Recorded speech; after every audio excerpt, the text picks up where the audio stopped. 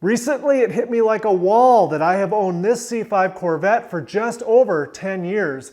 And I started thinking to myself, that's a long time, but then again, with Corvette owners, is hitting the 10-year of ownership mark really all that unusual? Let us know in the comments below if you have owned your Corvette for 10 years or more. Anyway, that got me thinking, what is it about the C5 Corvette that's kept it interesting, exhilarating, and exciting for a full decade?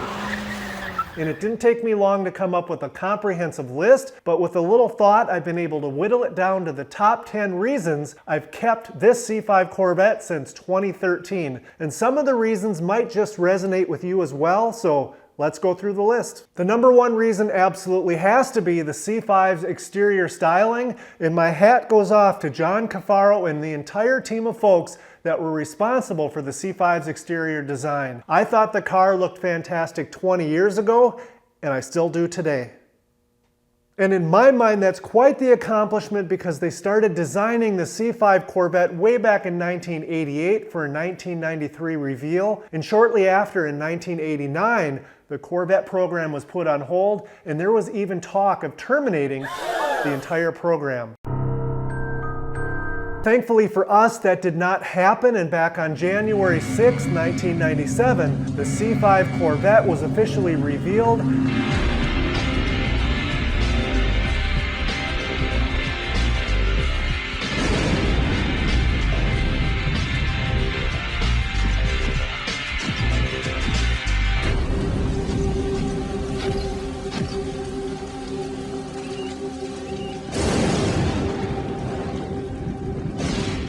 And it was clear that they got it right. Well, at least in my opinion anyway.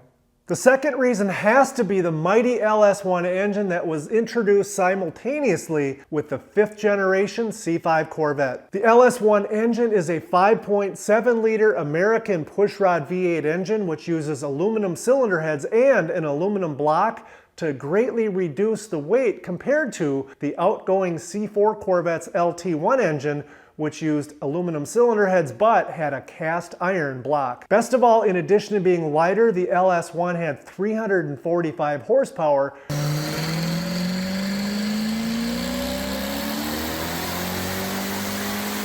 which is 45 more than the base LT1 engine had just a year earlier.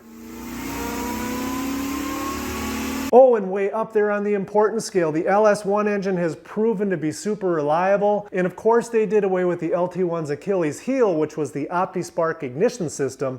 And the LS1 uses a modern coil per plug arrangement. This is not at all intended to be a knock on the C4 Corvette. Think of it more of as an acknowledgement and appreciation of the fact that GM just didn't simply change the Corvette for the 5th generation. They also took numerous steps to improve it. Number 3 on this list for me has to be the tremendous aftermarket support for everything from the engine, the drivetrain, the suspension, and the interior, because people use these C5 Corvettes for show queens, for daily drivers, for dedicated road racers, for dedicated drag cars, and everything in between. You can bump up the horsepower on the C5 Corvette by just a little bit by adding something as simple as a set of headers.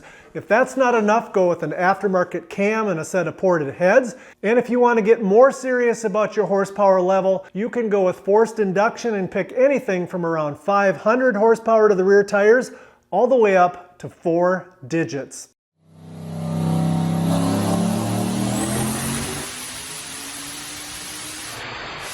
That tremendous aftermarket support for these cars has absolutely contributed to me keeping this car for that long. A few years back, I found out my mother-in-law's daily driver had around 300 horsepower, and that's when I knew I had to add a supercharger to mine.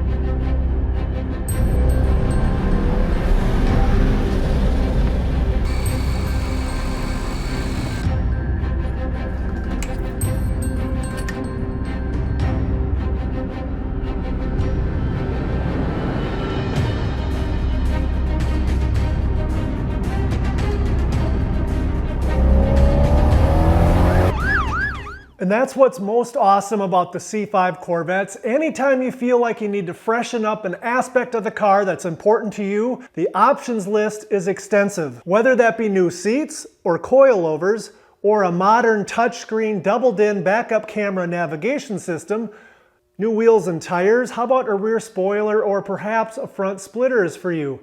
Maybe new side skirts or maybe a supercharger or a turbo. The list is seemingly endless. Number 4 on the list for me has to be rust, or more specifically, the lack of rust. Here in Minnesota, these 20-year-old cars typically have some rust starting to show up, and some of them are even at the end of their life. Thankfully, the C5's exterior body panels are all non-metallic, and most are made of a SMC type composite material. And really the only thing about the C5's exterior that's going to ever let you down is if somebody takes you out, or if you get a little bit too confident in your driving ability. Reason number 5 for me is the C5's interior styling. Some people like it, a few people hate it, and I happen to be in the I absolutely love it camp. Now, of course, this part is completely subjective, but in my opinion, I've always found the C5 interior to be very warm and welcoming. And most importantly, the focal point, which is the C5's gauge cluster, is simply fantastic, and in my opinion, exactly what a sports car cluster should be. Elsewhere in the C5's interior, the back has plenty of room for when you occasionally have some cargo, and let's face it, in the real world, that does happen from time to time. The seats, yes, the beloved C5 seats. What hasn't been said about them? They're a bit on the flimsy side. They definitely should have been constructed a little bit more rigid. In my opinion, the sport seat option should have had better side bolsters, but other than that, the C5 interior still looks pretty modern, even though it's 20 years old. My last comment about the C5's interior is that to me, it's always looked pretty unique. So when I get into the C5 Corvette, I know that I'm getting into a C5 Corvette and nothing else, exactly the way it should be. Well, there is one more vehicle it reminds me of. Sometimes when I'm getting into the C5 Corvette, I feel like I'm hopping into the Batmobile. Maybe even a little bit like I'm Batman. Reason number 6 is that the C5 Corvette is relatively light, coming in at only 3,200 pounds, and since the transmission is at the rear of the car, the weight distribution is a near perfect 50% to the front and 50% to the rear. These two factors, along with 4-wheel independent suspension that also has aluminum control arms, keeping that unsprung weight down, and yes, it does have a composite leaf spring. These things all work together to make the C5 Corvette nimble, balanced, and fun to drive. Simple as that. Reason number 7, and oddly enough, this reason didn't even exist until about 4 years ago. So what happened 4 years ago? Well, GM introduced the C8 Corvette, and as we all know, it has a truly exotic look. The seats are insanely good, and the interior is just simply magnificent. And of course, the beyond major design change is the mid-engine design, which allows for mind-bending acceleration.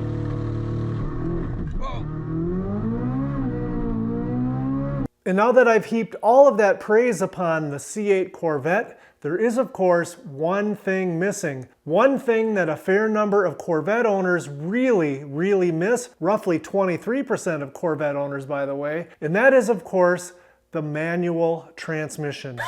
Now make no mistake, in theory I absolutely love the dual clutch transmission, mainly because the shift times only take about 100 milliseconds. That having been said, until they get all the bugs worked out of the dual clutch transmission, I much prefer my good old-fashioned reliable manual transmission.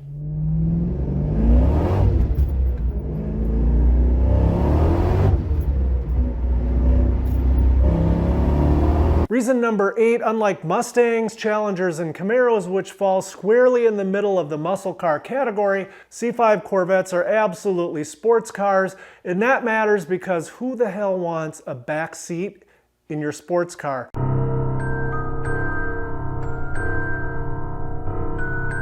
It matters more because imagine being a design engineer of a sports car. Fortunately, your hands aren't tied and you're not forced to make nearly the number of compromises you would be if you were designing yet another muscle car. Unfortunately, there aren't a lot of choices other than your McLarens and Ferraris and Lamborghinis that are within the pure sports car category. That having been said, just for fun, let's take a look at some other choices that were available at the same time period from 97 to 2004 as America's sports car was. Within this category from America, I can only think of two choices. The first one being the Dodge Viper that you can pick up these days for around $40,000. And I might be missing something, and if so, leave it in the comments below, but the only other pure American sports car I can think of would be the Ford GT, but to obtain one of these, you'd have to up the ante considerably to about 400 grand. And if we go ahead and expand our pure sports car search to the foreign automakers, the Acura NSX comes to mind. This is an interesting car that I've always kind of thought was pretty cool. If you want one, you can get one for about $120,000. And of course, another popular European sports car option would be the infamous, ubiquitous, homogeneous Porsche 911. And this one kind of surprised me because you can pick up one of these from the same era as the C5 Corvettes for around 30 grand. All of that having been said, as of November of 2023, you can still pick up a really good condition C5 Corvette with less than 80,000 miles for around $16,000. And guys, in my mind, that's gotta be the best bang for the buck, and it's absolutely one heck of a sports car. Reason number 9, when you own a Corvette, you own a very small piece of automotive history. Even non-car people know and appreciate the Corvette as being America's sports car. I'd go as far as to say that even amongst die-hard car guys, even if they're Ford or Mopar fans. That's right, 12.1 at 119, 1960 foot. Here it is. Sorry for you LS fanboys. Uh-oh, uh-oh. At some point in time in their past, they've admired a Corvette or two, if they're being honest. And so if I ended up selling the C5 for some reason, it would definitely leave a huge hole in the shop. It was pretty devastating to wake up to that Wednesday morning. And finally, reason number 10, if you have a C5 Corvette and you keep it stored inside when you're not using it, you keep it washed and waxed and take good care of it, you keep up on maintenance issues as they pop up. Ultimately, when you go to sell it, they hold their value quite well and you're likely gonna get a fair price. So there's really no financial incentive whatsoever to sell it now versus down the road. And that brings us to the end of this video, guys. Thanks for hanging out to the end. If you can think of a reason that I forgot that we keep our C5s for so long, please drop it in the comments below. I do try to read them all, but most of all, thanks for watching.